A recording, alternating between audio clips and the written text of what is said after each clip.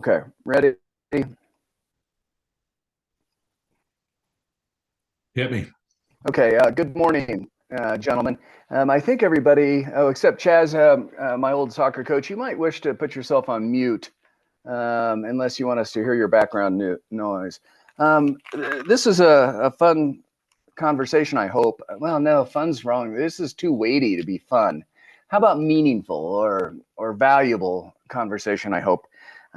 Professor, we've had, like, not that you're not good enough, but we've had 3 or 4 or 5 of your professor friends. Tom Brusino, we've had Stephen Knott. Who are the other 2 or 3? We had this like a Harvard guy. Bloodworth, Who? Jeff Oh, Bloodworth. Jeff Bloodworth, yeah. And then there was that like Harvard or Yale, one of those Ivy League school guys talking about racism or something. You remember Yeah, him? yeah. And we had the guy also from Derek might know him. He was the guy who talked about critical race theory, but he was from, let's say, like South Carolina or something. Oh, I I don't. thought he was a Harvard guy. He was from London or something, right? Yeah, he was English. Yeah, Yeah, yeah, ring any bells, Derek? A civil rights historian with an English accent. Teaches. yeah, I yeah, think yeah, he taught at a historically black college, Could be but yeah. Badger Okay, that may be true. Badger Tuck. Oh, or Brown. I think it was no, it was Howard University. Anyway, the bottom line is we've had some pretty credible people on that you've referred us to, so thank you for that. I'm hoping that your friend can give some insight that maybe is different or unique or just different than you might talk about on today's subject. As we talked about the last couple weeks, Professor, and for newcomers to the show that find this on the interweb somehow. Professor Tootle has an undergraduate degree in history and a master's degree in history and a PhD in history. And he's not an expert on everything, but U.S. history, he's got some credibility. If you want to talk about the history of the Republican Party or current Republicans, he is probably a subject matter expert on a few areas in that expertise. And then he's got some in-depth stuff of his areas of specialty. I don't know. I have a law degree. What do I know about histories and PhD types? But I guess they specialize. And so, they know specific aspects of history. So he's a credible guy. But my intro about Professor Tootle is this. I've known him for, I think, 9 years now. Is that right, Professor? Is it 8 or 9? Yeah, we met in Washington, D.C. over a thing called the American Enterprise Institute Leadership Network. And the premise of that was by Arthur Brooks, who's doing some really good work with Oprah Winfrey and happiness. And I guess he's at Harvard now. Not a good school like University of Northern Colorado in Greeley, but, Harvard. Mm-hmm. And what I've really found remarkable about Stephen Tootle is that has very strong opinions on almost every topic. But he presents almost all the time, not universally, but almost all the time in a thoughtful, reflective, empathetic, passionate, but not overwhelming. I mean, he wants to talk and he wants to hear your opinion. And when you're wrong, he'll gently and sometimes a little crassly, but mostly gently, go, well, I'd urge you to read something else or look at it in this way, or why don't you, I disagree, why don't you? It's a really remarkable skill set you have, Professor, and it's one that I think America needs more of, because I think it gives grace for people to reevaluate their own positions and to say, oh, well, gosh, I really do need to, I have an opinion, but I need to do my own homework. I need to do more research on it. I need to flush out my ideas more. It's a remarkable skill set, and it's the reason I've enjoyed doing these 70 or 80 or 85 or 90, however many shows we've done so far. I think that's your best skill set. I think that's your best resume, that you are able to communicate. You're able to transfer ideas, and that means providing people to have a chance to share their ideas. And so I'm very excited about today's show because you very much wanted to have your friend or colleague or acquaintance, I don't know how close you know him, but you wanted to have him on the show. And so as we talked about in all about 3 to 5 minutes of planning, I'm going to provide color commentary. If I don't understand what you guys are going to talk about, I'm going to interrupt or I'm going to ask a question. But otherwise, I don't know. This is your conversation, Professor Tootle. The show is yours. So thank you for doing this with me. And Well, let's have. yeah, here's my full disclosure. Derek has been one of my best friends for 25 Oh, years, basically like oh my brothers. God. I don't, Well, I knew you were I a don't know rhino. that there's I a, know you're a rhino. He just yeah, told me in private he was a liberal. well, And he you're is. friends with a liberal? But yeah, but what I admired about him, I think why we were friends is just his fiercely, I mean, from the first time I met him, just fiercely independent and willing to, seek the truth and be passionate about justice. Always, he always wanted to point at what was right and what was true, and and he's a passionate man. I don't know, which we both calmed down a lot, I think, as we've gotten older. But in many ways, the third of our trio is Tom Bersino. He's the other.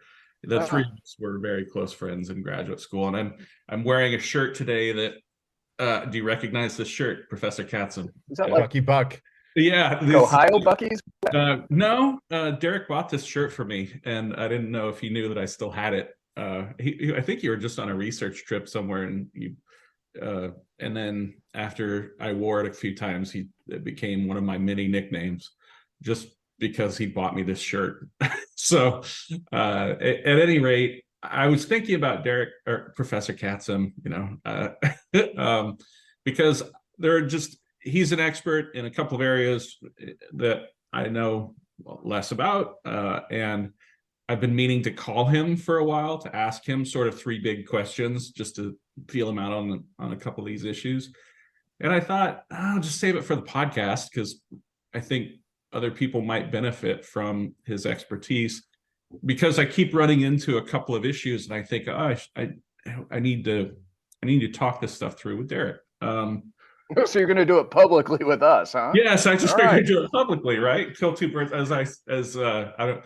Derek, knowing me, probably knows and finds it hilarious that my one rule when I agreed to do this was I will do no preparation. I have to be able to just roll out of bed, do it, and then when it's done, it's done. But that doesn't mean that I'm not constantly thinking about matters of public concern. So, and it has led to our wealth and fame. So it's a good plan, Professor. Right. So I guess I should, for the purposes of the audience, I should give a little bit of a background. Let's see. Do we care where he went to undergrad? We do. Give a little bit of his bio, if you don't mind. Okay, let's see. He is a son of New Hampshire.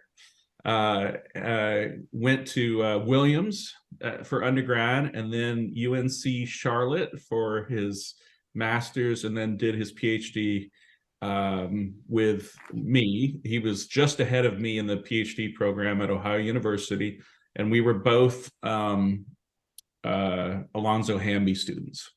So in a way, we both have different second, third, and fourth and fifth fields, but we had a lot of overlap in our first field, although Derek was is a civil rights historian. But because of his interest in civil rights and sports, most of his publishing and teaching career have focused on, once you have a job and you're you get to do what you want. And so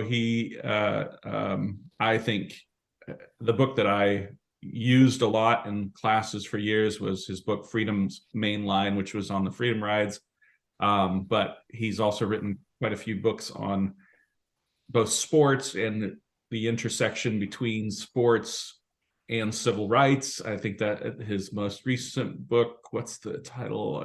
I'm blanking on the title. What is your latest book? Don't Stick to Sports, the American Athletes Fight Against Injustice. There you go. Yeah. And Professor Tootle and Catsam, if you'll just let me, a privilege of founding a podcast with you, I get to interrupt. Chaz Seal, can you take 20 seconds and talk about what you're doing with that tennis pro friend of yours? Yeah, just for a second. When I was in business in Denver, one of my partners was chairman of the Republican Party, and we did Republican campaigns all over the nation. through his auspices of running campaigns. I consider myself an absolute ultimate independent now. I despise the Republican Party in a passion. And just so you know that, but I am totally independent. The next thing is that my last position, first I've been chief operating officer of nationwide companies, large ones, but my last one was with Billie Jean King, and I was CEO of one of her companies for the past 10 years. So I'm just so glad you signed up. It's nice to have an old soccer coach, well, not old, but a previous soccer coach sign up. So Derek, thanks for your expertise in this. I think Chad Steele's going to really enjoy this. Back to you, Professor Tudor. So then another area that he's always been interested in is kind of transnational history, and particular comparisons with South Africa. So he had this book called Flashpoint, which was about kind of the role that, and Derek, interrupt me if I'm messing up your books, but it's kind of the role of rugby in advancing civil rights in South Africa. Is that a good one? Yeah, I mean, the 1981 Springbok tour to the United States, which drew from a giant tour to New Zealand, probably the most controversial sporting event in history, and they went straight from there to here. It does those sort of transnational ties between U.S. and South Africa that is probably much of the epicenter of what I do. Although every time I get a new thought in my head, I come up with a new book project, and it's different from the one before it. So yeah. You know, Derek writes all the books I think of writing, and same with Tom. I have no books, but they have a lot, so they make up for me.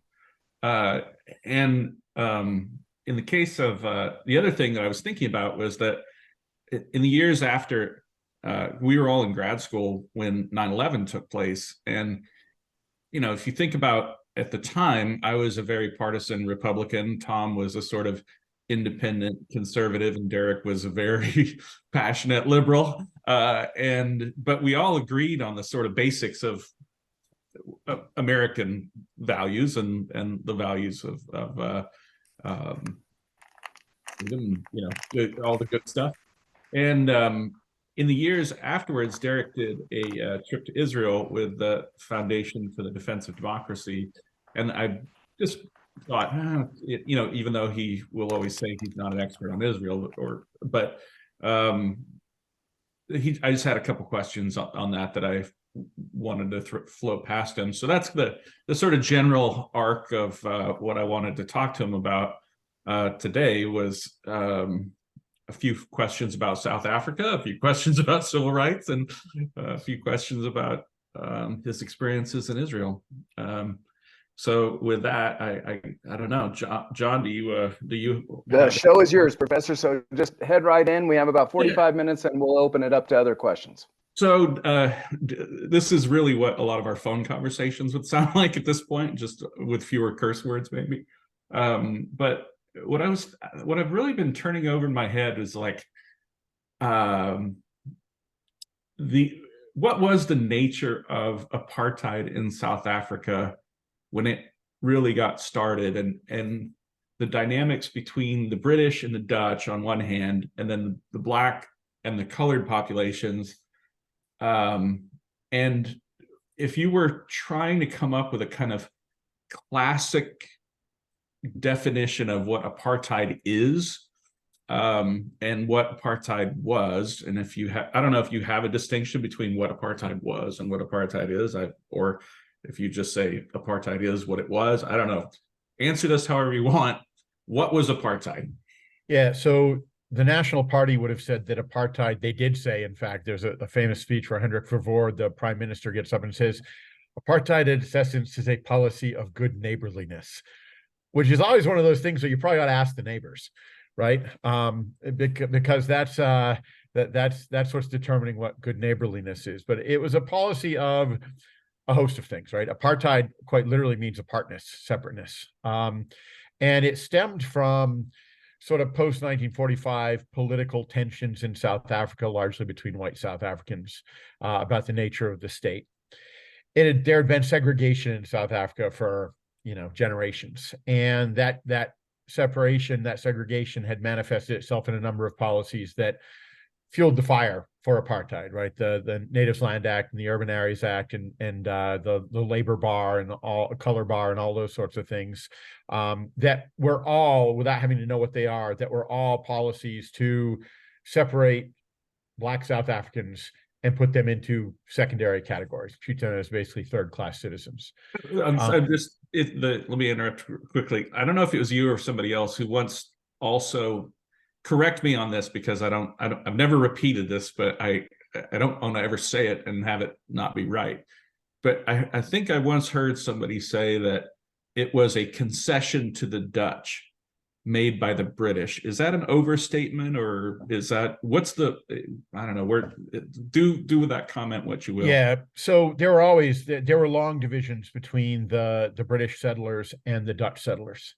And the most useful way to deal with those, after, of course, war, right, which they fought.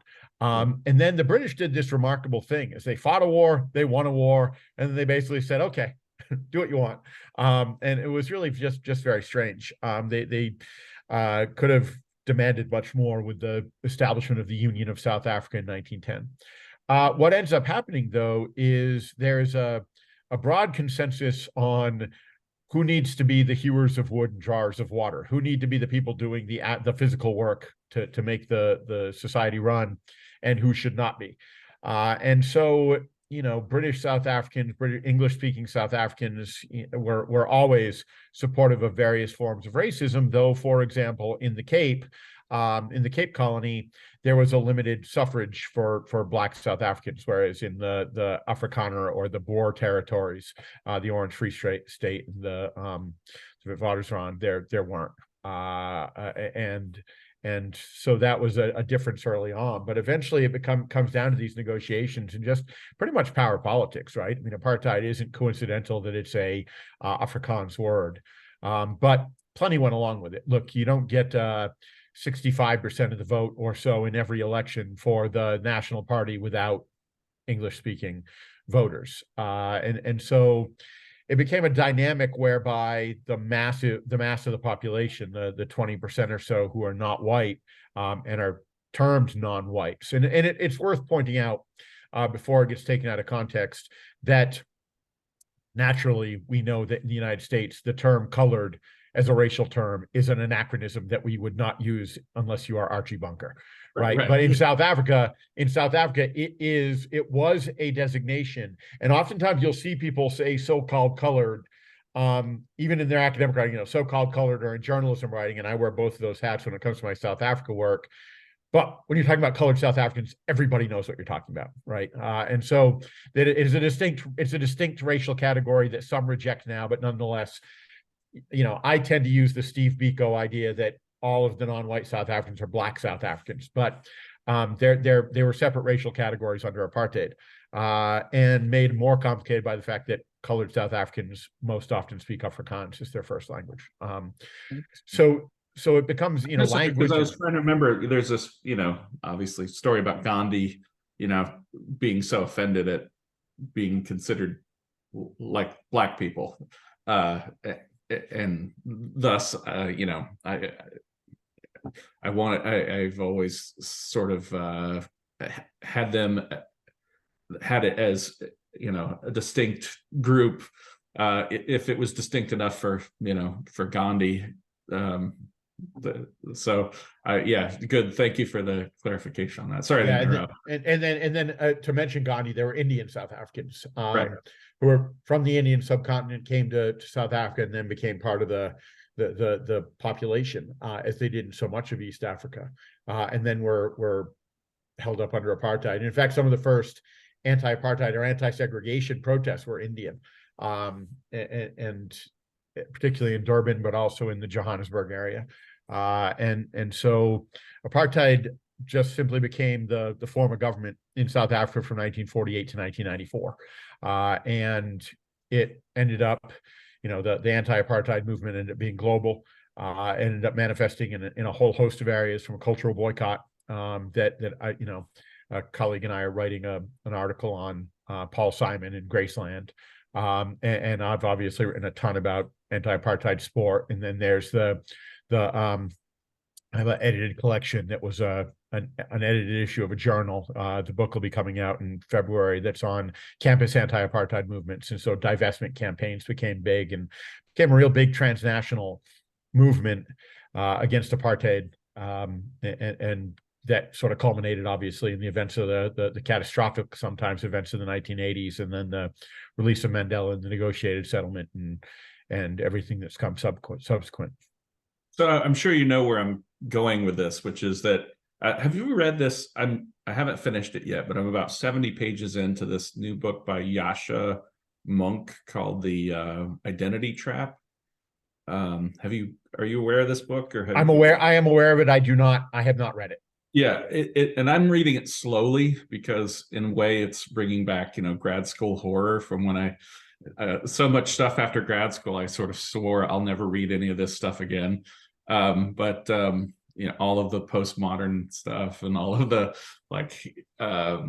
post-colonial but at any rate, his basic thesis is that and he's a man of the left, his parents were communists and stuff, and but is that many of the very good ideas of the left, and I might be butchering his thesis, but this is my take on his book so far. Many of the very good ideas on the left, when they're turned into kind of a bumper sticker version of themselves and then put together, have produced a trap that has an evil result. And one of these things is what is called post-colonialism, and as part of that, Israel is always referred to as an apartheid state and a settler colonial state, and therefore, because of intersectionality and everything else, we all have to hate them. And I, on one hand, I can easily reject this as being, frivolous and silly, but on the other hand, I want to get it straight in my head. Is there what is an apartheid state? And what's the difference between you don't have to answer is Israel an apartheid state, but what would that really entail in order to do justice to the experience of what took place in South Africa? Yeah, I mean, look, let me just jump into the question we're asking rather than go at it half-assed. Let me ruin my career immediately rather than ruin it in dribs and drabs. Yeah. So my answer to calling something apartheid is, how many Afrikaners do you have speaking Afrikaans? Yeah. I don't like the reference to I don't necessarily like references to apartheid in the United States, because it's not look, and one of the theories and as you well know, I am not a theory-driven historian, right? I don't do theory at all. But one of my arguments in a book that'll be, Mike, I don't know, who knows if it'll ever come out, probably, but maybe not, is that when I first started a book on bus boycotts in the US and South Africa, everyone on both sides was like, oh, the South Africans must have learned so much from the Montgomery bus boycott, or, oh, did they learn from the Alexandria bus boycott? I'm like, you know what? Black South Africans didn't need to look across the Atlantic Ocean to know which way the winds of white supremacy were blowing. Yeah. And so it became a transnational project because, as much as a comparative project, because Black South Africans don't need to look to the United States, and Black Mississippians don't need to look to South Africa. Let me just put it in the bluntest of terms how I feel about Israel. I hate the current Israeli government. That doesn't make me anti-Semitic any more than not voting for Barack Obama makes someone a racist. However, your reasons for these kinds of things are what? Right now voting against Obama doesn't make you a racist. Calling Michelle Obama a gorilla does. Those are the kinds of things that we saw too frequently. Doesn't make one racist to vote against the Obamas, but boy, a lot of racists did vote against them. The Israeli government, where Israel should be? Israel should be in a Connecticut-sized spot of land in Germany. All right, that's the first damn thing. That's the sort of original sin, is placing it somewhere else, because whatever Jewish roots there are in the Middle East, the Jews of Europe were not Middle Eastern. And I think that's part of it. But once Israel existed, we have a right and a responsibility because of that history of the Holocaust, and the complicity of Europeans and, frankly, Americans in anti-Semitism on the late 19th and the 20th century to make sure Israel has a right to exist as it was sort of established. The problem then becomes the encroachment of what both Israeliness means and of what this state means. And to me, this idea of not Israel, which could be problematic as any settler colony could be, but it's then those who are staking a claim to Judea and Samaria.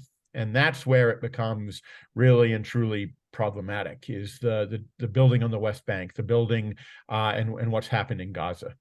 On the other hand, one can be deeply sympathetic to the Palestinian plight and think, I'm going to censor myself in the rarest of ways because I don't know how often I'm allowed to say the F-bomb, but Hamas, right? Like, to hell with those people, and screw them, and like they're the problem, as much as anyone.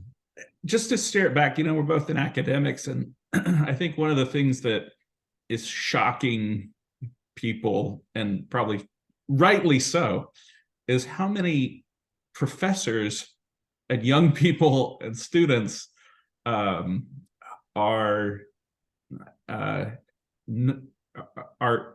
explicitly praising Hamas, and we've already made all the caveats about how Hamas is not Palestine and Palestine's not, so we don't have to do that anymore.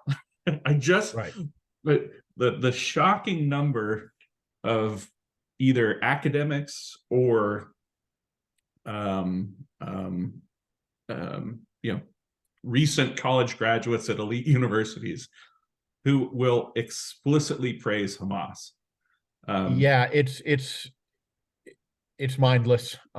It's one thing to praise certain forms of radicalism. It's one thing even to say that, hey, there are circumstances in which violence is okay. There's another thing, though, when it comes to sort of paratrooping down and murdering 1,500 civilians at a concert, right? Look, if you can't differentiate between the Palestinian people and a cause, and people who might even be Palestinians finding sympathy with Hamas, while perhaps we might see it loathsome, is at least a bit more understandable than some kid from Greenwich at Brown, right? Yeah. Those are sort of foundationally different things, and I don't have much patience for that, while also acknowledging that it is amazing how much Israel has made a dog's breakfast of all of this. And by the way, I don't want to hear about the wonders of Israeli intelligence, and we know the tunnels underneath the hospitals. You didn't know they were coming down in parachutes to shoot at a, forget about that. You guys lost your credibility as the most important intelligence source on earth as soon as you didn't realize that was coming. Kind of the same thing with like 9/11 stuff. Like, I'm not going to, no longer do I get faith. Oh, we eradicated them because we knew, we saw it. You didn't even see it coming, and we saw it. Well, sorry, but Osama bin Laden determined to attack the United States, that becomes a bellwether. And to me, the question becomes, what kind of state or states can emerge from this? Tom Brusino, who's been on this show, would have a better sense maybe of the military stuff, and I'm not going to pretend to have grand strategy brilliance. But I would say that what you wonder is what can emerge from all of this, because I don't like the Israeli as apartheid state, because I think it clouds a lot more than it reveals. But sometimes Israel seems bound and determined to become that apartheid state that they don't like to be labeled as, and I don't want them to be that. I know, but do you ever this is what I sometimes get, which is like, I try to engage with people every now and then, and I'll say, okay, all right, fine, because honestly, the day of the invasion, all of my lefty friends that I encountered that day all started their statement with, of course, Israel's an apartheid state. And I was like, why do you feel like you have to say this before you condemn Hamas? Like what? And then, but I try to engage, and I'll say, all right, let's take away that word. what do you think you mean by that? And what I get is always something that comes very close to just being like, they have an immigration policy. And I'll just like, what nation state on earth doesn't insist, doesn't have the rights of a sovereign nation to exist, secure its borders, legislate regarding immigration, and right, but unique is unique. I mean, Israel is unique in that sense of when it was put, where it was put, how it was put under. I mean, that is the difference. You don't establish the United States in the same way in 1948 as you do over a 400-year period. You know what I mean? And I think another, I don't know if we maybe we could get like Jellison's husband on here or something, because another thing I've really been thinking about a lot is like how different level or different forms of citizenship interact within the borders of the United States. Like, this, because tribal laws, people who are parts of different Native American tribes of the United States interact differently with federal law than everybody else. And then I heard a story about the Bedouin in Israel. And then of course the Arab population in Israel is about 2 million people. But they can serve in parliament. They can be on their Israeli Supreme Court. I don't know enough about every other country on earth to say this, but I think almost every other country on earth has, different forms of citizenship based on, some sort of previous historical legal relationship. Do the Scots interact with the British government, the same way as somebody from Wales? Does somebody in Northern Ireland? In other words, it seems we're holding Israel to a standard that we hold no other nation to. And I don't know if, when we used to talk about civil rights issues, and you kind of already mentioned this, but like, if your answer to everything is to blame Black people, eventually I will just know that you're a racist. Like, why are we dancing around this? And if the answer, if no matter what question I ask you is the answer is to blame Jews, like, I get it. You hate Jews, right? But it becomes more complicated because Israel is a Jewish state in a way that almost no one else is a blank state in the same way, right? So, I mean, in that sense, it's they put their thumb on the scale. They put their thumb on the scale, and then they say, "How dare you be anti-scale?" Right? And that becomes one of the questions, right? What does it mean to be an Israeli state is a different question from most of these other categories. And by the way, putting thumbs on scales has been different in the UK context, because Northern Ireland is a classic example of putting your thumb on the scale, right? You pick the 6 counties that most reflect the population you want to claim, and then you claim that population reflects something independent of that. Right. Yeah. And so in that sense, we just happen to be lucky that I've spent a lot of time in Ireland dealing with Northern Ireland as well. But like, in that sense, that's the closest to. That's why it's different from Scotland and Wales. Right. Think about this example, right? Because the last summer, or this previous summer, the Supreme Court had that case where they returned the child back to the tribe. And it was kind of a, tragic on a personal level. This kid was taken away from a family that had known him and raised him. But one of the things that the Supreme Court is sort of asserting is that within the United States, the tribes have the absolute sovereign rule over who they get to consider to be a member of their tribe. Right. Well, but again, if you think about Israel and the pre-67 borders, I think some of these claims are a lot stronger than once you start talking about West Bank. Right.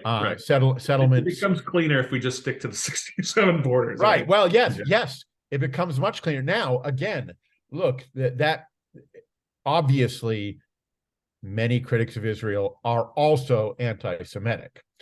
but it doesn't follow that criticism of Israel certainly is in, especially since some of the strongest critics of Israel are, and you know, this is a term I started here with the Foundation of Defense Democracy. Suddenly, liberal Jews who are questionable of Israel are suddenly self-hating Jews. And I'm sorry, but I got a 2-word answer to that particular kind of no true Scotsman racial purity. Right. And one of those words can either be you or off. Because you don't get to define people. You don't get to define other Jews out of existence and stake a claim then to being sort of philo-Semitic. Well, I'm actually terrible at remembering jokes, but the only joke I remember is a joke about Israelis, where it's like an Israeli is stranded on a desert island, and he builds 2 synagogues. And when he is discovered, they say, "Why did you build 2?" And he points at one of them and says, "That's the one I would never go to." That's awesome. Well, yeah, it's really funny that you say you're not good at, because by the way, this has become a conversation that no one else can be interested in. But like, you and I are both pretty funny guys, and yet I can't remember jokes to save my life either. I'm terrible at jokes. Yeah, and I give the punchline halfway through, and then I'm like, right. oh goodness, which is good, because it means that I also don't know racist jokes. So that's that at least is a benefit. Yeah, look, I think that we can recognize that settler communities are problematic, sort of full stop.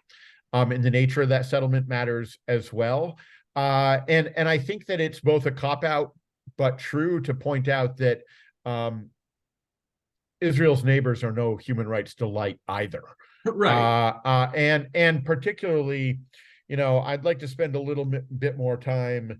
I wish those on the left, my colleagues on the left, my friends on the left, spent a lot more time, as much time being critical of Syria and Saudi Arabia, and as we are of Israel. At the same time, Israel doesn't get to both say it has higher standards and then not be held to those same higher standards. Yeah. And I mean, I guess it's I don't know what it means to tell us that we've established that we think that Israel is better than Syria. I mean, congratulations, I guess. Yeah. That's you know, not the low greatest bar. competition to win. Yeah, a quite low bar. But you know, it's yeah, look, it's complicated, and it's allowed to be complicated. And I think one of the problems with the current dialogue is things aren't allowed to be complicated. That Hamas is clearly, you know, Israel has every right to wipe out Hamas. I don't think they have every right to wipe out it, to kill 1,000 children for every one alleged Hamas person they wipe out. Yeah. I don't think they're being effective at this, and I think that when a country is ineffective is when is ineffective, and that ineffectiveness can be tied to forms of bigotry or what have you. That's where it can become really problematic. And I would suspect that that's, you know, a bit of what we're looking at now. And also the other thing is that Israel needs friends. And at a certain point, I worry that that Israel will go, if they haven't already, go so far to alienate real friends. Don't you think they're in a somewhat of a trap, though? Because if they could either do it fast and kill a bunch of civilians, or they could do it right, which is slow, but the slower they go, the more they lose public support. And I guess what I've heard from recent reporting, it's the same. I don't know if you listen to Ukraine, the latest, is that from the Telegraph, but they also have one for Israel now. And I think, again, according to their reporting, Israel is just saying, this is something we have to do. And if we can't really weigh foreign public opinion when doing so, it just has to be of secondary concern. I think that, and I get that. Professor, let me interrupt. Yeah. Let me interrupt at this stage for just a second, because you guys are engaging in a thoughtful, diplomatic, professorial type of way. Let me ask it in this way. Okay. I remember vividly Army basic training down at Fort Jackson, South Carolina, and it may have been one of the bases, Army posts renamed, but it was Fort Jackson. And a black drill sergeant articulately explaining the difference between the Geneva Convention and American laws and rule of law, and why we are different than countries and tribes and gangs that don't believe in that. That we just can't kill collateral. Collateral damage happens occasionally, and it's a horrible tragedy of war. But you just don't wipe out the family of a terrorist. You just can't. You just have to. And I remember being a young man at that stage. I was a little bit more aggressive. I was going, yeah, but if they wiped out my buddy and we're in combat, I'm gonna kill. And he goes, no, you're not, because that's a war crime if you do. And we don't do that in America. We believe in a longer game. We believe in a longer destiny, that you do things right. That to me kind of summarizes what's going on in America right now. To me, it's so clear. If you're a murderer terrorist that kills an innocent, which is what happened, you have a moral obligation to track down those 1,500 or 2,000 or 3,000 or however many there were, and their support network and their leadership that encourage. You just got to do it. And whether it's in a military way or a police way or a UN or a NATO way, I don't know what the mechanism that's the most just, but you got to have justice against those people. Now, does that mean you have full onslaught war for decades or centuries? That's a different issue. Can you give an answer from that layman's term that my wife and I talk about? I mean, gosh, how much who can you kill? And how can you do it? A student asked this question last week, and I'll just tell you how I answered it when she asked. I said, well, can you make, and do you make, compare the two following scenarios. Someone kicks down the door of your house and murders your family. Okay, that's scenario one.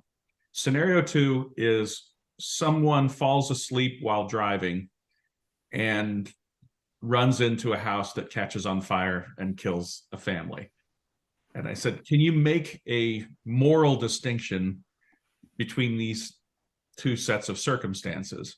One of them was caused by negligence, and I mean, if you're the family, the result is the same. Same result. Yeah. And we do all the time in American jurisprudence. Yes. Exactly. And the other piece of it that sometimes gets conflated is this question of international law. The way international law functions is sometimes like a contract. You know, two more or less equal entities enter into this contract, and how that contract is enforced is that either one of them can leave at any time when they're both sovereign nations, or you can decide to go to war over the lack of following this contract, and that becomes the sort of absence. Or there's someone else who decides it's important to enforce this contract, and they will then use violence. Or you could even have a third party. For instance, the British, there was no such thing really as international law when the British decided to end the slave trade. The Spanish never agreed to the British could, shoot at their ships or something. But the British just decided for the Spanish to shoot at them.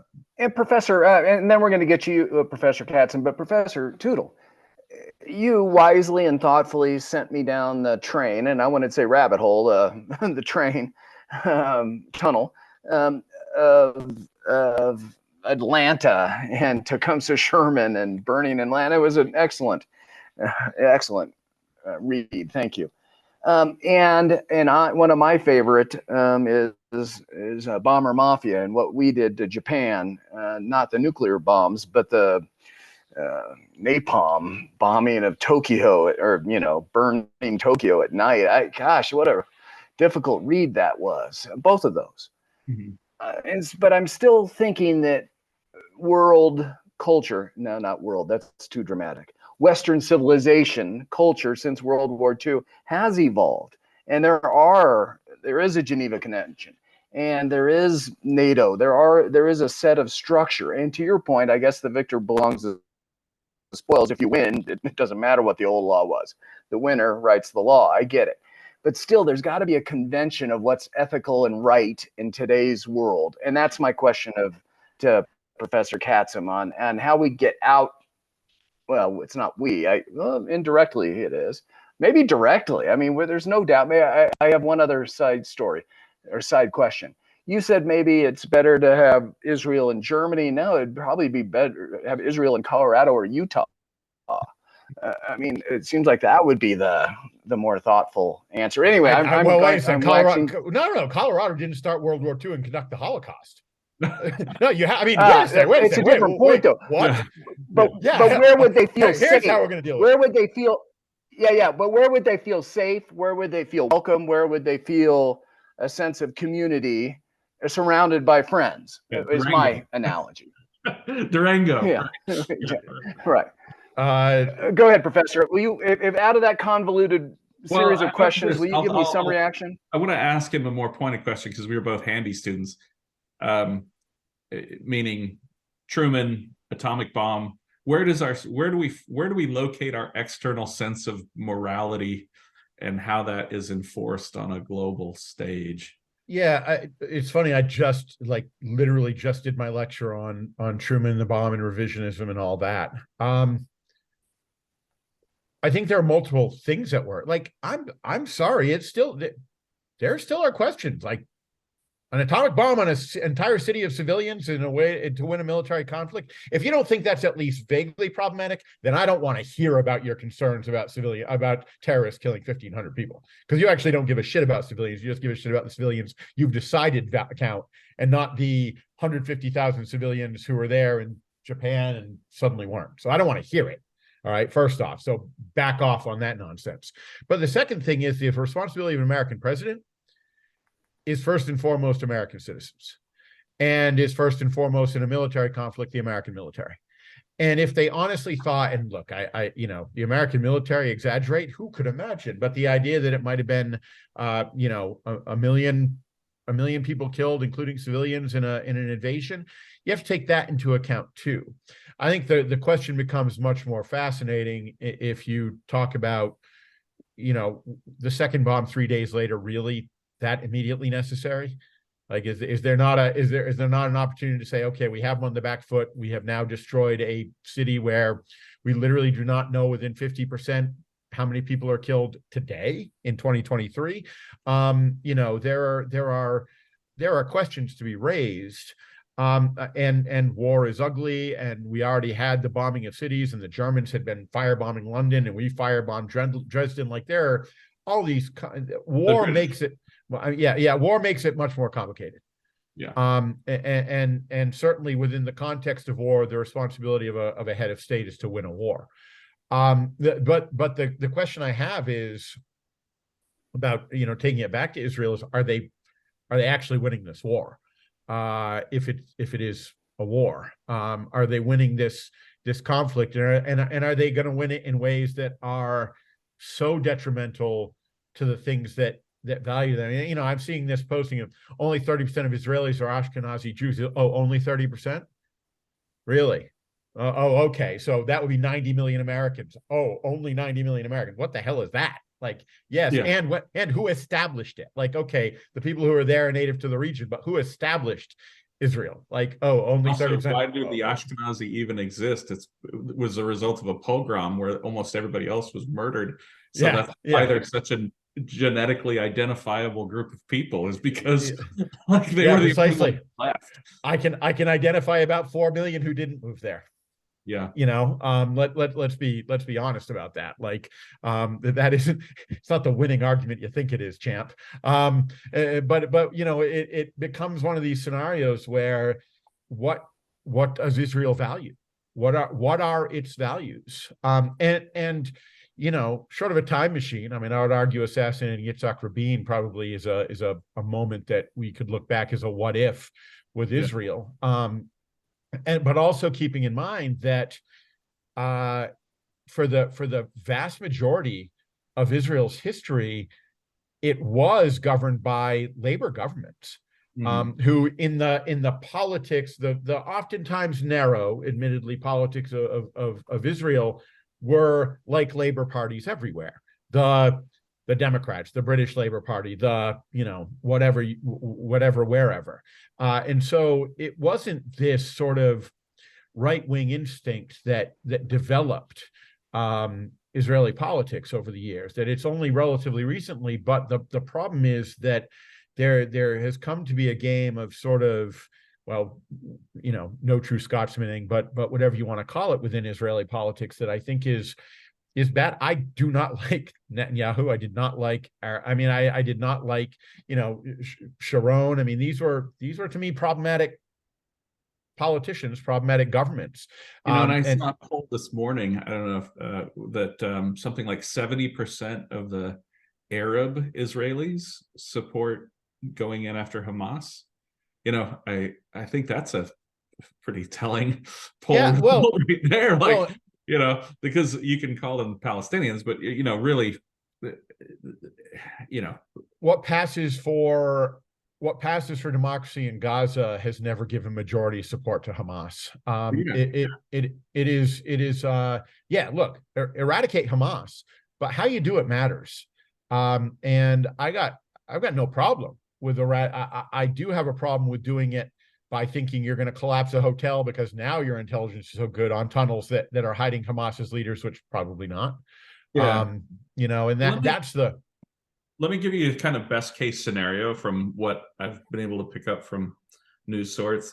And I don't know that anybody's really been able to articulate what the Israeli strategy is, because they're not saying. But the establishment of these humanitarian corridors, allow people to exit south, combined with a sort of slow movement through the tunnels, destroying the tunnels, is the closest thing I've been able to detect to like a strategy. And maybe maybe our next show we need to have Tom on, or get somebody on here from the Institute of Study of War or something, because just from my non-expert studying of news reports, this is the closest thing I can come to like a strategy. Professor, mine's slightly different. Mine's separating violent people from the weapons that enable them to be destructive. That's what they're doing. So mine's a slightly different nuance of yours. That's clearly what they're doing. They've got to separate people from their weapons. So gun control does work. Yeah, in war it certainly does. Yeah. So, Professor Catsam, what question do you wish I had asked you today? And also in conjunction with that, Professor Tootle, we didn't talk much about we didn't talk any about American civil rights. Well, this is so the thing that I guess how this ties in is, I don't know if you follow Barry Weiss. She had an article that came out yesterday that just basically said it's time to end DEI because it's not doing any of the things it was supposed to do. And pointing away from equality is leading to less justice in the end. And I just wondered where you were at with kind of the big equality question of 2023. Are you still in favor of equality? And what does that mean to you, I guess? Yeah, I mean, DEI has become so easy to caricature. These kinds of things, I don't want to get you fired either. So forgive me. Well, it doesn't. I have an endowed chair and I'm a tenured full professor. And I'm a civil rights historian, so I can always say this is my scholarship. Yeah. And yeah, look, I don't like those caricatures of DEI offices either. But that's not what most of it is really about. A lot of it really is trying to provide opportunity and access to many times students who are first generation students who have all these difficult things to navigate, and then on top of it, navigating what a college and university are about. Does it sometimes go a bit too far with it, expecting a candidate for a professor's job who might be just out of graduate school to also write up a DEI statement? Sure, but we moved away from applications making sense 30 years ago with things that had nothing to do with, like, why do you really need to copy my graduate transcripts now? Do you really need 3 letters of reference that you're not going to read? And let me tell you how many letters of reference I have read on search committees over the past 25 years. One. Read them. What are you talking about? One. What? No. After we down. Yes, when I'm down to the final 3. But the first round, when we get 60 candidates or 100 candidates, or in a narrower field, 25 candidates, I'm reading 3 letters. I'm looking at their transcript. I'm looking at their teaching philosophy statement. Dude, a letter and a vita. So we went down that road with regard to applications. That's not a DEI problem. That's human resources having any say in any of this stuff at all. I think that the foundations of DEI are good, and it's like anything else. How does it manifest? How does it play out? At my institution, it won't be as big a deal because we're already a Hispanic serving institution. So we're naturally getting a gravitation of Hispanic students. But the part of it, of course, is that the people who are solving this problem that doesn't exist aren't solving the problems that do exist. And they do it in such bad faith, right? So Greg Abbott, also trying to get rid of tenure, also wanted to target CRT, also wanted vouchers. Like it reached a certain point where this isn't about what it's supposed to be about. It's about other things. And we're such an easy target. Yeah. In the faculty, even though the overwhelming majority of us just trying to do our job in ways that they have made harder to do fiscally, financially. And that most of it's not tied to anything they think it is, which is why almost no one can actually will define what CRT. I mean, look, if you're critical of, if you believe critical race theory is really the kind of existential problem you think that it is, then please just simply tell me the 3 worst violators of it and how they're different as well as how they're similar. And if you have a problem with talking about systemic racism, do you deny that slavery and Jim Crow were systems?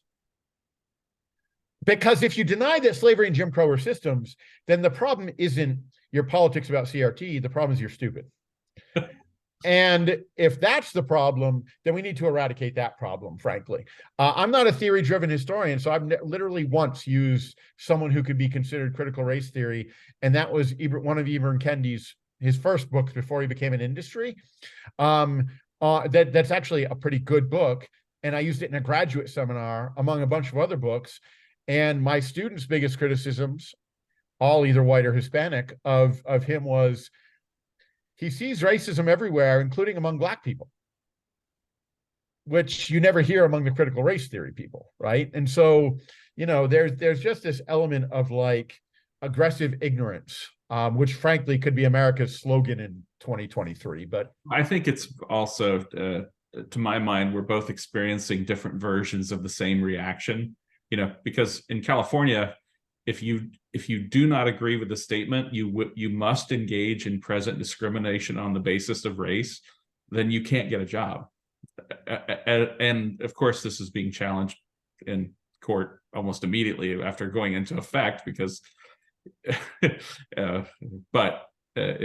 an absurd thing to insist as a political litmus test for hiring. Yeah, but I mean, look, I think the answer is not to do the opposite. Yeah, or which seems to be happening in Texas. Or targeted versions of the opposite or whatever. Yeah, I mean, it's the problem with any litmus test or loyalty oath, right? Which California has both, or had both until recently, or whatever. It's silly and pro forma, and there's no upside to actually challenging it, but then you just let it go and let it like, for one thing, that's not how I would define affirmative action anyways, right? So no, that's the point, is that right. Affirmative action wasn't good enough. Right. So our new hiring and procedures had to be, you must engage in discrimination on the Right. basis. So I get, the one thing is, you know, the new book's the first one that might actually get me in trouble, because it's the first one where I call out contemporary politicians. I am the Ron DeSantis people will not like my book. And that little homunculus. But you know, I start off my book with his decision that the state of Florida was going to pass a law mandating that all professional sports teams play the national anthem before sporting events. And there is just a cavalcade of idiocy going on here. One, every single professional sports team in Florida does play the national anthem. Two, these are private businesses. Good luck making them adhere to your political philosophy that they're already adhering to. And three, because it's not a problem, why are you spending your time doing this? And it's the same thing about like states that are passing laws for the trans athletes that so far haven't even tried to compete. So let me ask if I can just put a little bow tie on this and say that I think that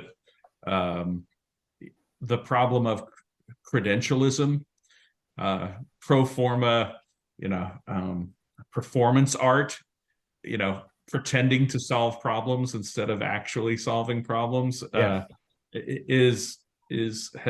has run amok in elite institutions in America. And DEI is a good example of that on both sides. Yeah. Right. Like creating having to write, look, I mean, again, I think my lefty credentials are pretty solid. I think my civil rights credentials are pretty solid. I think my anti-apartheid credentials are pretty solid. And on the jobs that I've thought about applying for, and you have to have and not only, fine, I've written my generalized sort of, I mean, I have a really good statement because I've taught students in South Africa. I've taught Hispanic, I'm like, I got that. I'm good at that. The problem is when they then want their version of it, right? Where you're answering their question for their job. And it has become, there is largely a performative aspect of it. And the problem is when people don't quite get the performance. And my concern right now is that while there are in fact subtleties in any argument of from the river to the sea, you're asking 21-year-olds to chant this.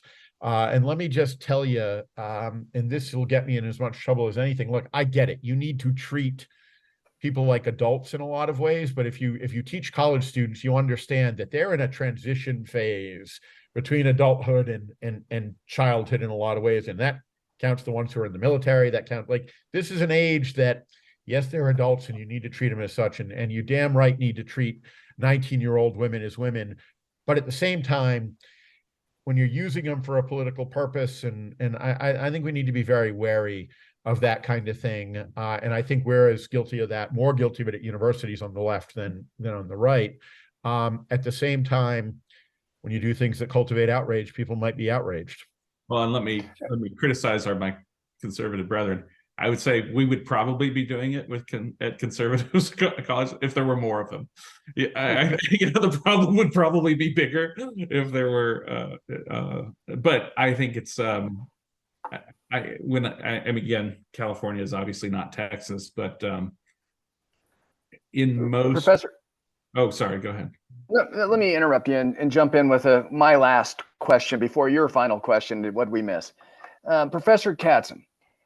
I have spent a lot of time as a layman, so hopefully that doesn't put me in the idiocracy class. But as a layman, trying to understand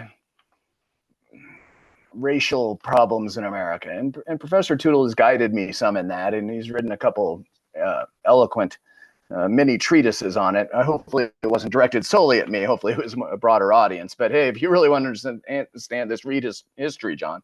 I get it. But does seem to be a legitimate divide between conservatives and liberals. And it's not over the political gotcha stuff of CRT or some mistake in saying something racially inappropriate.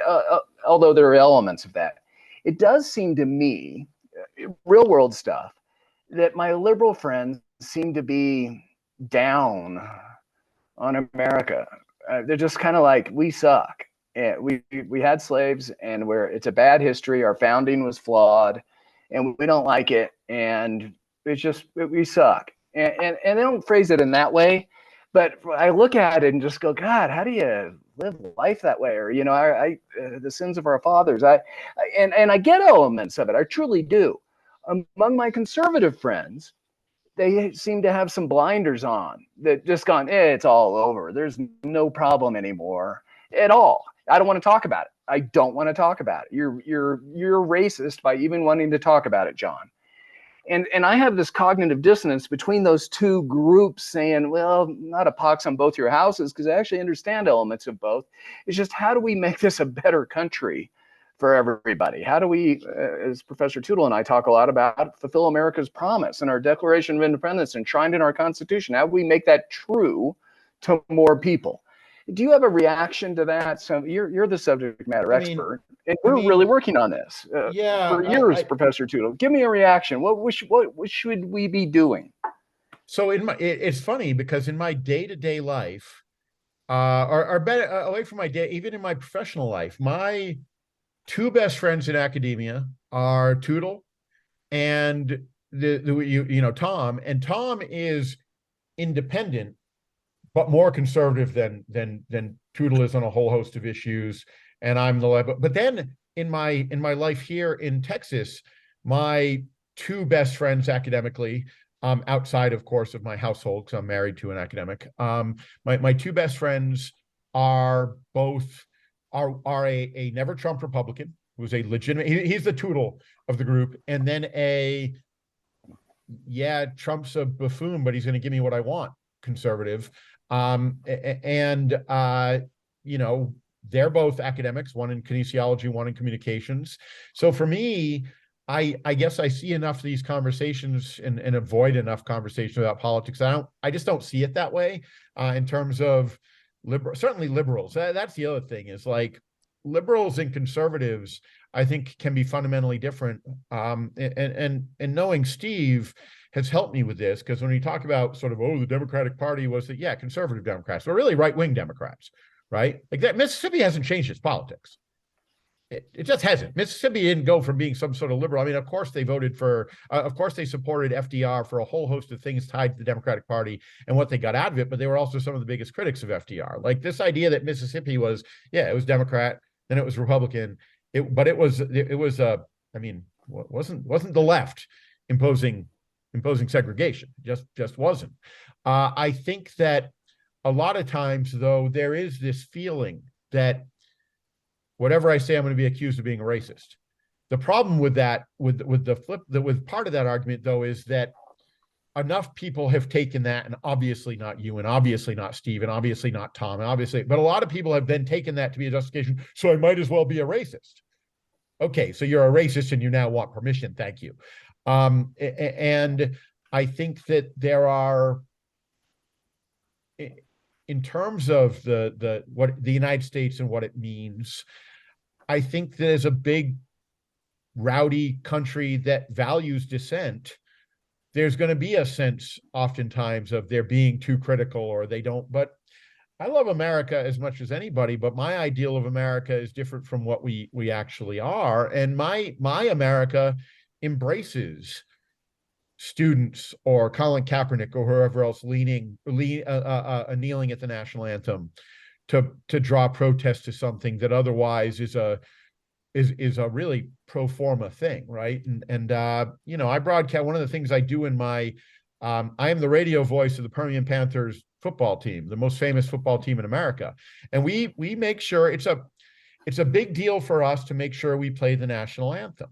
Now, for me, though, there are times when, especially when I did the college games, because I broadcast college, or when I broadcast college basketball games, where we do a canned version of the national anthem over the loudspeaker.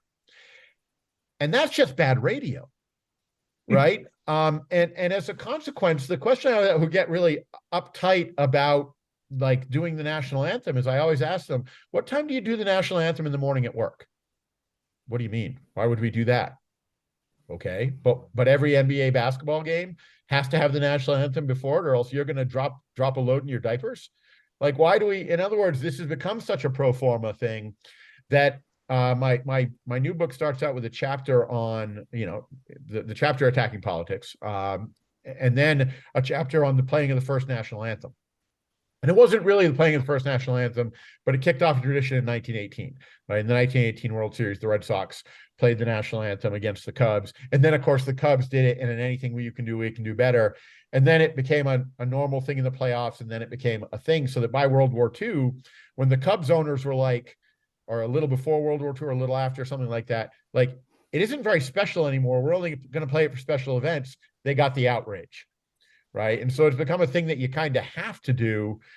But to me, you know, and so I come back to this anthem thing in the midst of the race and gender and all these other questions I address later on when we talk about getting outraged over the national anthem. And, you know, a rendition of the national anthem in the 1968 World Series that was beautiful and aroused complaints. Right. So the national anthem becomes this sort of performative area of political outrage that it doesn't need to be, but it fuels the outrage machine, right? And so, you know, it would you say that we are?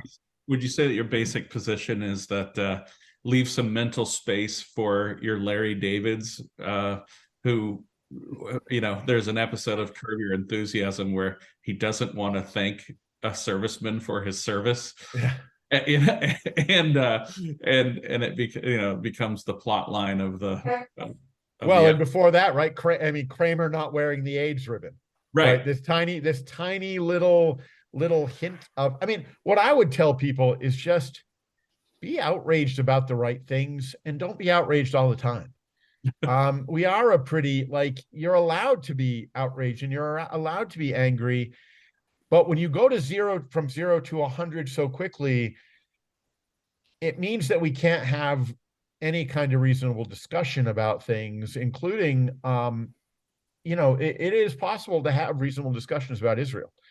It was possible. And one of the, you know, things I like to tell my students when I teach about global stuff is that, look, from the vantage point, if you want to talk about intransigent crises, right, from the vantage point of 1985, the idea, you had I would argue 3 global conflicts that seemed so just absolutely unsolvable without one side completely yielding. You had Northern Ireland, you had Israel-Palestine, and you had South Africa. And the idea that South Africa would have been the first one of those to have largely solved the problem, although the legacy of apartheid's huge and they have some of these similar kind of conversations in South Africa, the idea that Northern Ireland would be second and that the most intractable one was Israel-Palestine, you wouldn't have necessarily known that. You wouldn't have, put it this way, if you paid attention to South Africa, and even as a historian looking at what was going on in 84, 85, you would never have thought that one would have been the first one. And at roughly the same time, I mean, at the time that things are descending into madness in South Africa, around September 1984, you've had the hunger strike in Belfast. You've had, I mean, the going to the blanket. You've had all these things you never would have known. So some of these things can be solved by reasonable people. You know, Clinton was kind of the rooster at the sunrise for both of those events. He had more to do. The U.S. had more to do with Northern Ireland, certainly, than with South Africa. We were and not. If you want to hear me say a sentence that I never thought I would say before, here's a good one. There was some great political information conveyed on The View. That's the one thing that words I've never said, and it came from Hillary Clinton. Those are two things that, you know, lightning might strike me, but I don't know if you saw her performance on The View, but she gave this sort of like 8-minute answer. And I listened to it. I was like, yes, that's it. Exactly. Wow. I mean, Hillary Clinton won paying some of the sins of Bill. Hillary Clinton's been paying sins that for the price for sins she didn't commit for 30 years. And yeah, we could get into that discussion, but no, and yeah, look, if you were to have me on again, let's just talk about sports, because I'm real good at that, and I can tie the politics into the who wins the games. George always knows when sports are on, because the level of my yelling at the television. Well, around here, it's just Mr. Tootle, your last question Yeah, Your sorry. last question, Professor Tootle, and then let's see if anybody else has any. Well, let's just open it up to the remaining people and see if anybody has. Well, any. but I like your question. I'll ask it then. Professor Catsam, is there anything we didn't tell you what we were really going to talk about? What did you want to talk about besides sports? What are you surprised we didn't answer? I think that was a good question, Professor. Well, is there anything that you wish we would have asked? No, I mean, it started. What I didn't want to do was dance around an Israel question I knew we were getting to, so I took us there. We definitely could have talked more especially when it comes to South Africa. I wear as much of a journalist hat as a historian's hat, and especially in fact in sports and politics and some of those things. We certainly could have talked more about South Africa and it brought us up to the current state of South Africa, but that really is another entire, like, I don't know how often you have repeat guests, but you might have to have me on as a repeat guest sometime, because there are so many directions to take with that. And my last two books, right, have been things that we could certainly have gotten into with regard to South Africa. Do like your last book. We'll have you come back and just talk about your last book. Perfect. Excellent. Well, let's see if Ben or Bart or Chaz have any questions. Otherwise, I have a couple. So this is your time to take yourself off mute. And Chaz, you've already done it. You're up. I sure did. I'm not sure which one of the 17 subjects that we covered today I should ask a question about. I'm trying to select one. They're all interrelated in some ways. You guys did an erudite, good job, Stephen. Good questions. I expected more on the concept of sports, South Africa, backgrounds starting with Bishop Tutu and others who have been friends that have a relationship with South Africa. I have one relative to terrorists, with my son being a worldwide expert on terrorists. And all sorts of things. that went over to Israel for a reconciliation group with James Baker, Charles Percy, and other people, just to reconcile the different groups. All these things are interesting subjects. John, this is not a question. Just as you sometimes ramble on about before you get to the question, I'm doing worse than you. I just want you to know that I really did appreciate it. I'm looking forward to reading more, Derek, about what you've done. And Stephen, thanks for being so open in things. I'm just going to say goodbye. Thanks for letting me join in. Can I jump in once on you? Billie Jean King plays a prominent role in my latest book. It's a collection of linked essays on sports, so she figures in one. But I think someone mentioned Billie Jean King as a connection, and I have. Yeah, I worked with her I've worked with her since Virginia Slims, actually, and that's where it all started. In a relationship, living in New Hampshire, being from just having moved from Charlotte. And being close to that Charlotte world that you were in, had that connection. And while in Charlotte, we did some of the most dramatic, I think, race relations things in the entire city. What high school does Peterborough feed into, or does it have its own high school? Conval. Okay, so they would have been the division bigger than us in sports. Okay, it's hard to say that Peterborough's bigger than anything. That's true. It's true, but we knew it because Newport is not far from there, and we played sports against especially against youth teams and everything. So I do know Peterborough, believe it or not. All righty, guys. All right, Coach. Thanks for signing off. It's interesting. Coach Seal was my competitive soccer coach for a decade, from elementary school through until I went to college. It's what a small world it is. Thanks for signing on, Coach. Sure. All right, Bart or Ben, do you have a question for either of the professors? Bart, it looks like you're off. Yeah, I took myself off mute or whatever and turned my picture on. Professor Catsam, thank you very much for being on. And Stephen, your questions for Derek were fantastic. Just in guiding that discussion. I think it's interesting that Derek, you have focused on sports as a vehicle for kind of conveying the significance of history.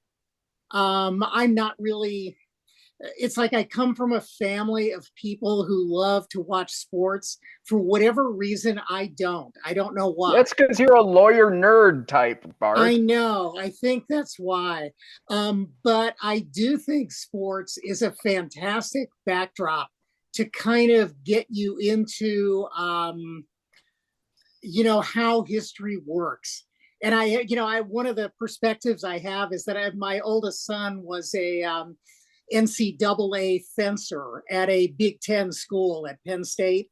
And I know how weird NCAA athletics is. And it's even weirder now because they've now made all the athletes into multimillionaires, the ones who are really good. And it's interesting because I just have kind of a weird perspective on it. Because when my son was fencing, there was quite a bit of controversy at Penn State. At that time, the fencing coach had to resign and they had a new one come in. It was really weird. And there were allegations of money disappearing. It was really strange. So that's not a question. No, but sports are a really good lens. And the good thing for me is that, it's funny. I was thinking the other day about one of Toodle and my professors at Ohio, Charlie Alexander, always chafed about being described as a baseball historian because he's like, no, I'm a historian. I happen to use baseball. And it's funny, I've reached kind of a stage in my career where I've written 5 books, a 6 edited collection coming out, and 4 of them have been about sports, and at least 2 of them not really even vaguely academic. And I definitely chafe about being the sports guy. And the funny thing is, I was a halfway decent athlete growing up. I was a college athlete. I'm a giant sports fan. I mean, I'm a massive sports fan. But it's funny when I'm being a sports historian because I'm conveying the importance of sports to some people, and I'm reminding sports people that as big as it is, it's not as big as you think it is. And for example, here we are. Taylor Swift is bigger. Just saying. I mean, by any measure, Taylor Swift is bigger. And so an interesting thing happened here. We in conservative, very conservative, Odessa is the socialist paradise because we only voted for Trump with 72%, whereas Midland voted for him with 74%. So they're the MAGA types. And Friday Night Lights, Permian High School, it still is the most famous football program in America, which makes it fun to call a playoff game tonight. They'll play Hawaii 5-0, which is only a playoff game thing. It's going to be awesome. I can't wait. But they did a bond, and they had to break into 3 because Texas law is if it's going to be sports, it has to be separate. They passed the $450 million one for the building of a bunch of schools and a high school and all that. They shot down the 2 that were connected to sports. And one of the reminders I tell people, the other thing is we get blinded by big numbers. And I'm going to give a couple of big numbers that are just going to remind us of this. Ohio State football, kind of a big deal, right? And people are like, $125 million they bring in and da-da-da-da-da. Yeah, and that's great. But they spend $124.5 million. That money's not going anywhere else. But the other thing is $125 million at Ohio State University isn't a lot of money. This was a few years ago. In the same year that they brought in $125 million through the football program, they brought in $950 million in just federal grants. And those $950 million were less than 25% of the revenues of Ohio State University, which means that football's revenues are less than 4%, and they all go into football and athletics, whereas the grants serve the purpose of the institution. All right. The second example of this is we did an athletic director search here, and one of them came in, and in the smug way that these guys do, were like, well, I signed a contract with Mountain Dew that got us $1.5 million a year. I'd like to see the I'd like to see the English department do that. And I had the numbers in front of me from other work that I was doing. I was like, well, credit hours this semester, the English department, if they're all only paying the in-state fee, are bringing in $800,000 for the mission of the university. I think it's pretty safe to say you won't be getting this job, right? Because they think we're blinded by large numbers, but the numbers aren't as big. And the same thing with the Taylor Swift thing, right? Like, okay, you think your favorite NFL player is a big star and you can show me social media numbers? And here's Taylor Swift, who might, by some measurements, be literally bigger than the NFL. Pure dollar amounts, maybe not, but ask someone in Berlin, ask someone in Johannesburg, ask someone in wherever in the world who Taylor Swift is, they will know. Ask them who Tom Brady is, they probably won't know. And that's But is she bigger than international soccer, though? You know, two African soccer teams playing each other. I wonder, like, there's probably a whole world out there of soccer yes. I mean, and soccer is always the answer, but even then, like, a lot of pop culture things are bigger. And I even understand there's two university UNCs out there. There's one other besides the one in Greeley, Colorado. So, you know, comparison size matters occasionally, I guess, huh? Yeah, indeed. So they say. All right, Professor, what else do we want to talk with your good friend? I didn't know you were dear friends. I thought we were dear friends. Now I found out you have another friend. Damn. I know. What other questions or comments do you have for Professor Catsam? I don't know. I mean, I guess I was wondering, because we also have another common friend, Jeffrey Herf, and I was thinking, like, I wonder what Herf is thinking right now about a lot of these issues. And so that, you know, if you want some real inside baseball, that would have maybe been my next question for Derek. Yeah. So it's funny. Or Steve Remy, you know. Right. I don't want to get into a complicated, like, because of the way Jeff can be. And we're still on recording, so we should be careful about talking about another professor. I actually, as when many of these issues come up, you would think that what you do is talk about it all the time. And I have spent a lot of time just kind of formulating my own thoughts and my own opinions. I mean, Jeff Herf is a person I value tremendously.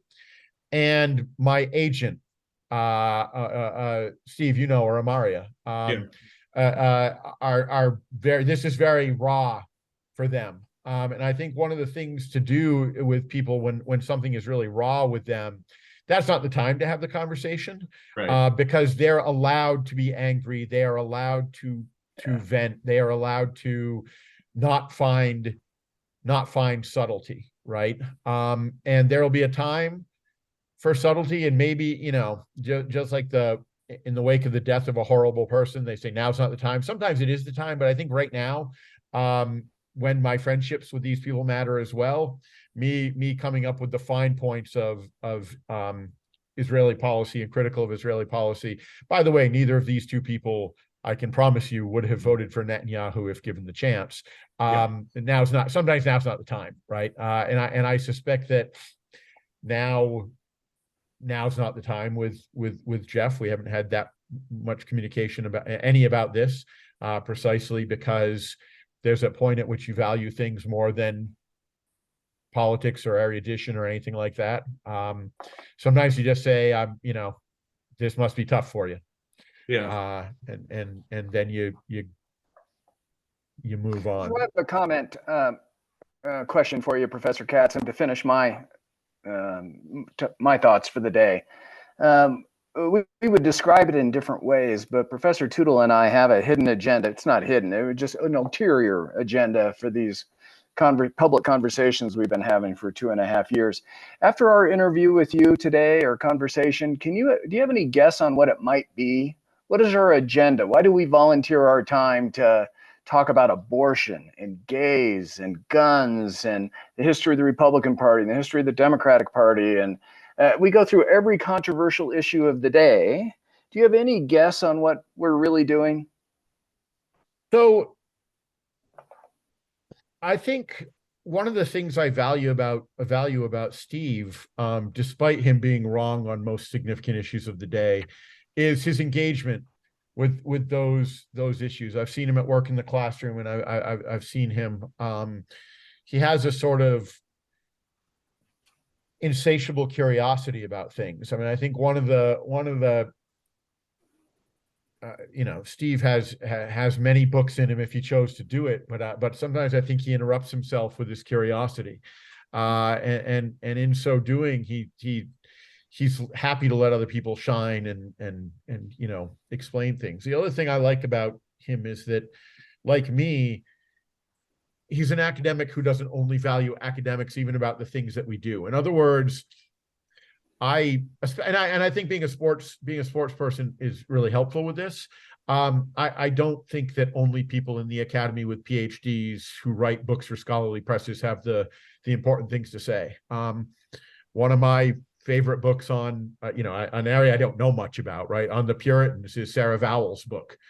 She's funny, she's entertaining, she's amusing, she writes little essays. Like, I think she's great. I will find knowledge and thought and inspiration, whatever, from wherever it comes.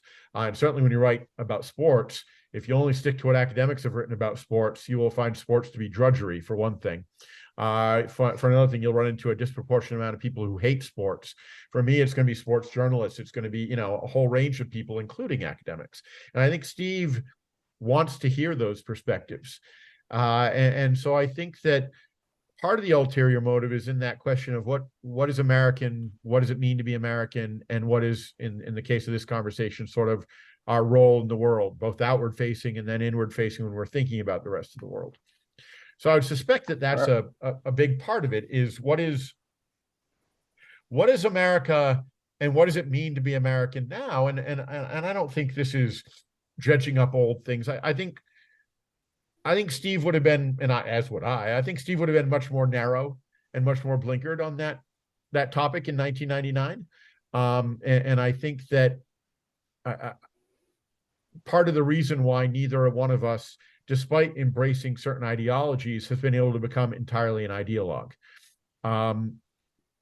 But on the other hand, I'm not going to let you but apartheid. I'm not going to let you but Jim Crow. There are going to be certain lines I draw in the sand, but I just don't find it useful to say Israel is either an unalloyed good or an unmitigated evil, because I think that's cartoonish. In a way that I think apartheid was, frankly, that. Nazism was that, those kinds of things. So my guess is you're trying to get answers to the world, and you're humble enough to have other people help you come up with them. What do you think, Professor Doodle? I think you nailed it.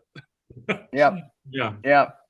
And we're trying to model a different style of disagreeing or having conversation. We're trying to, I don't know, there's just a lot of weird stuff going on in the world today. And it seems like we should do better. Well, I do have a question. Yeah, go ahead. What's the name of this podcast? Oh, God. Oh, I love this because I made it. It is a brilliant name. It's descriptive. It's short. It's pithy. You can find it on Spotify or YouTube. It's easy. It's called Toodle Talks.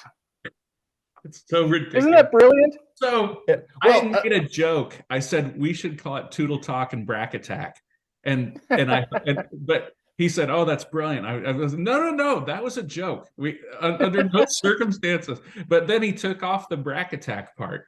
Well, so because I am both established enough in my career not to have to worry about these things, but nakedly careerist enough that if you think this isn't going in as a line of my Vita today, you don't know me very well.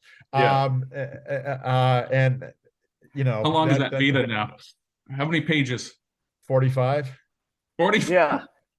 It needs a line. Toodle Talks. Yeah. Key featured speaker. Well, the key right now is that we're beginning to organize podcasts for my book, and so I have been finding that line, because my Vita is actually a complete and utter disaster. It's a nightmare. My wife looks at it. It's like, what am I supposed to glean from this? Because you do the first 2 pages are pretty neat, and then the articles, and then I'm like, well, we just had to turn in a 1 page. And you're like, oh my God. Yeah, no, it's a nightmare for that kind of thing. But you got my email, right? That conference just did a further call for papers, so we can feel really insulted if our panel doesn't get in. Yeah, further. Right on. So, all right. Let's call it. Let's call it. Ben, sorry not to call on you, but we got other things to do with our day. Some are important, like being a voice model. Oh, can I add one thing?